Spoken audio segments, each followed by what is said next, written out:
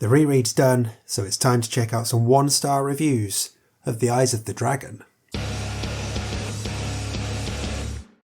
Hi everyone, welcome back to my channel. I'm Dave Musson, and this is a place where I talk to you about all things Stephen King. Yeah, I also have a book club where I recommend horror books that aren't written by Stephen King, and I talk about horror movies sometimes in my Silver Scream section, but this is a Stephen King video, and this is to round off my chronological reread treatment of The Eyes of the Dragon. So you'll know from my last video that I covered my reread of The Eyes of the Dragon. Didn't have a great time, but there you go, you can go and explore that video if you want. But as you'll know if you're a regular around here, once I've done a chronological reread, I then go onto Goodreads.com and check out the one-star reviews of that book that I've just read. Now, as it happens, my own rating of The Eyes of the Dragon is a one-star review, so I'm very interested to see what other people who don't like this book think. So I'm going to go over to Goodreads, pick out, say, the top 10 rated one-star reviews of The Eyes of the Dragon, read some of the comments, and offer my own thoughts to them. But to make sure it's not all doom and gloom, I will wrap up with a 5-star review to send us off into the sunset on a positive note.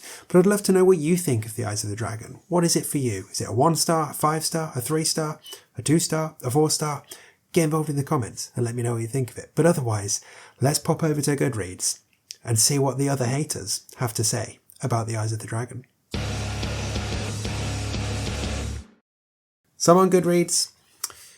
Eyes of the Dragon has an overall average rating of 3.95 out of 5, which feels very high.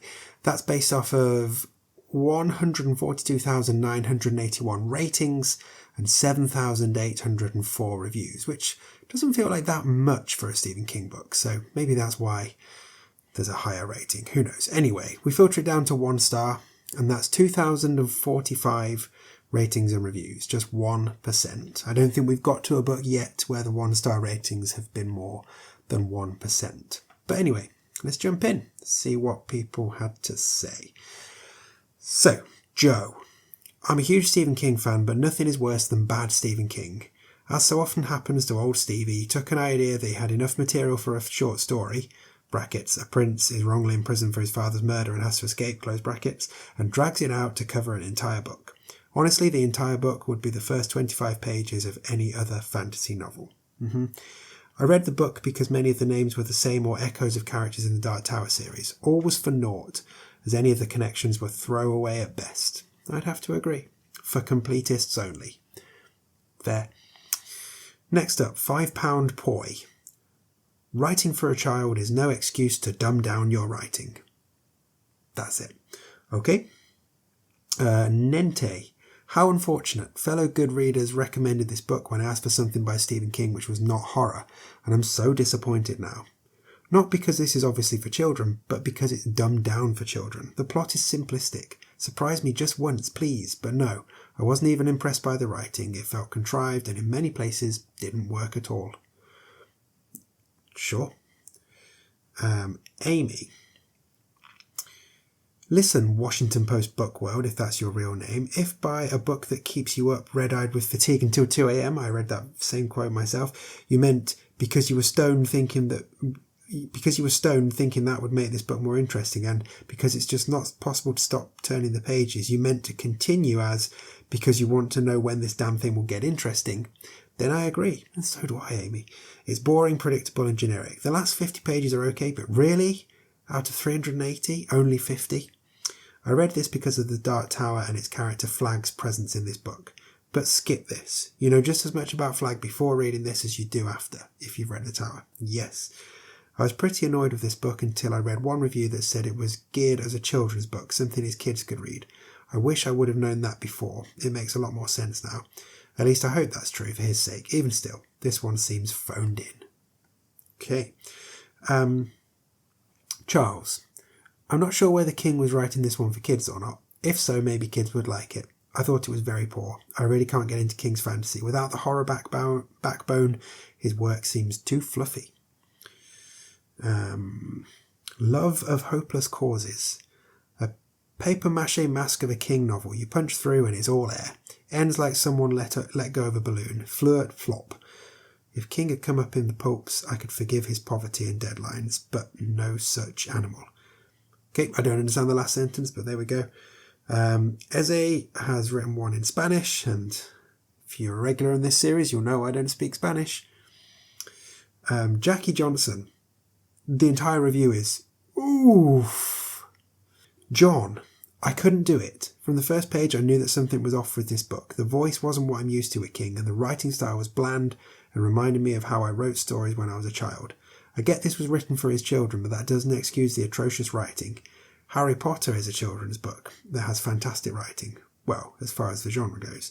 In any case, I could not finish it. 80 pages left and I put it down. It was nice seeing Flag tied in and getting a little bit of his history, but even that isn't enough to raise this from a 1-star review.